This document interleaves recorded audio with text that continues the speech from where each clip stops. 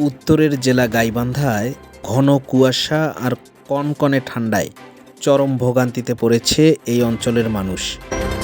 ভোর থেকে সারা রাত পর্যন্ত ঘন কুয়াশা আর হিমেল হাওয়ায় সবথেকে বেশি বিপদে পড়েছে শিশু, নারী এবং বয়স্ক প্রবীণ মানুষেরা।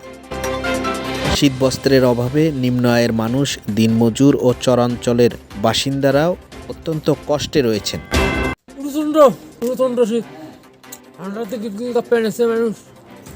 আমাদের শীতবস্ত্রের জন্য, আমাদের গাইবান্ধার মানুষের শীতবস্ত্র বিতরণের জন্য আমাদের অলরেডি প্রতিটি উপজেলাতে বরাদ্দ রয়েছে এবং আমাদের পর্যাপ্ত শীতবস্ত্রের সংস্থান করা আছে এবং সেগুলো বিতরণও আমাদের চলছে। আপনি জানেন যে গত কয়েকদিন আগে আমি নিজে আমাদের পুরো উপজেলার টিম নিয়ে আমরা কামারজানিতে গিয়েছিলাম এবং সেখানে আমরা শীতবস্ত্র বিতরণ আমরা সেখানে বেশ কিছু পরিবারের মাঝে করেছি এবং এটি অব্যাহত রয়েছে।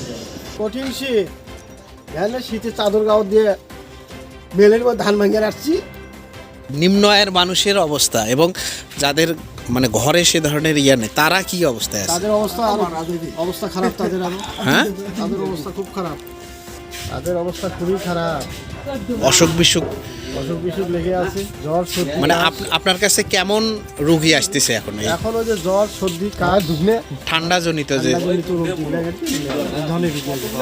গরিব গুড়িয়া মাসে কিছু কম্বলের দরকার, কিছু শীতকালীন কাপড়ের দরকার। এই মুহূর্তে তাদের এইটাই প্রয়োজন। নিম্ন আয়ের মানুষ যারা দিন মজুর খাটি খায় বা রিক্সা চালায়, তাদের জন্য খুব কষ্টকরদায়ক হয়ে গেছে। শীতের মধ্যে বাড়াতে পারতেছে না। তারপরে এই মুহূর্তে যাত্রীরও কম, যাত্রীও শীতের জন্য অনেক বয়স্ক লোক, বৃদ্ধ মানুষ চলাফেরা করতে পারতেছে না। তারাও এদিক থেকে ওদিক থেকে যাবে, আত্মীয় স্বজনের বাড়িতে যাবে বা এদিক থেকে তাগদা হরদা করবে, তারাও করতে পারতেছে না এই শীতের কারণে। সরকারের কাছে এই ব্যাপারে একটু দাবি, ওনারা সরকার যদি পারে একটু সহযোগিতা করে এই লোকগুলোর জন্য, শীতকালীন বস্ত্র। মানবিক দৃষ্টিতে সরকারের এই ব্যাপারে কিছু সহযোগিতা করলে ভালো হয় গরিব মানুষের জন্য। এলে তো দেশগুলো এখন কুয়াশাতে মনে করে মরি যেতেছে। কোনো পাতা আর কি ভালো থাকতেছে না, সবগুলো কুয়াশায় টোপলানে গিয়ে আসতেছে।